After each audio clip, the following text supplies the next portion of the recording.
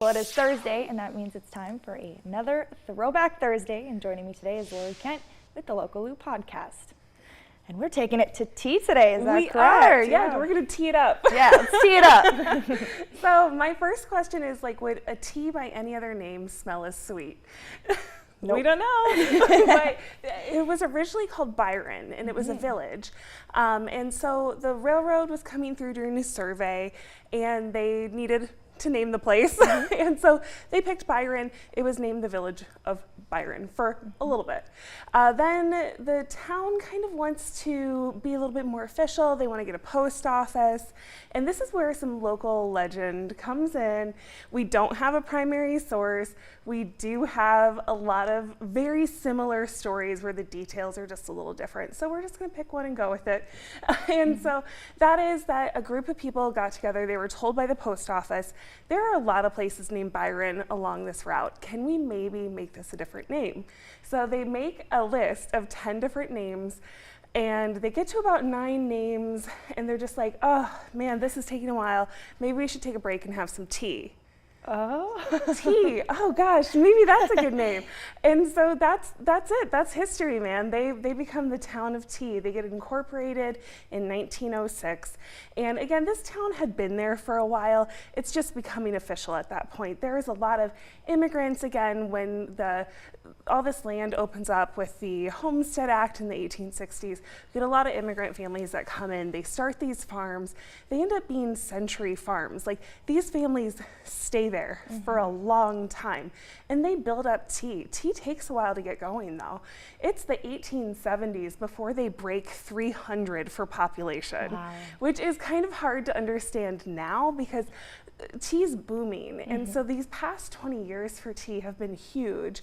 Specifically in 2020, they had about 5,500 people. So it's gotten bigger, better.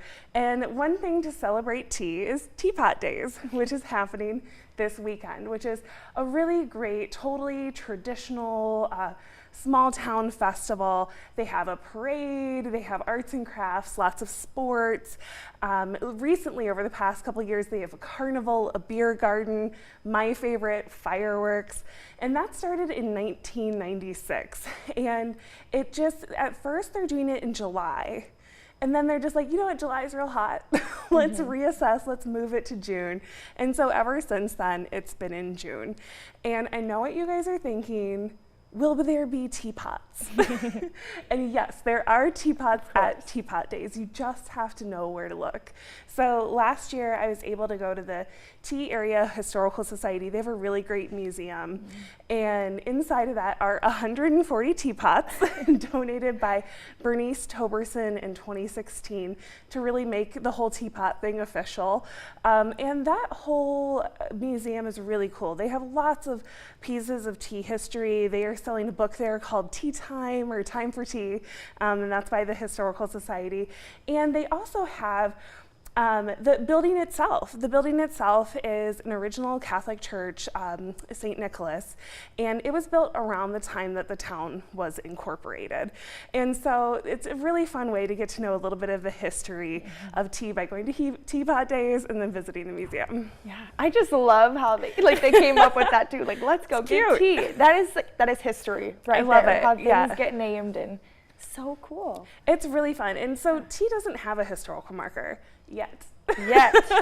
I know, we need one. I feel it. I feel it. We'll get one. Well, if people want to learn more about this, do you have anything about it? So I didn't make an episode on this one. They don't have a historical marker yet. There's a lot of hearsay in this one, but it's still fun history.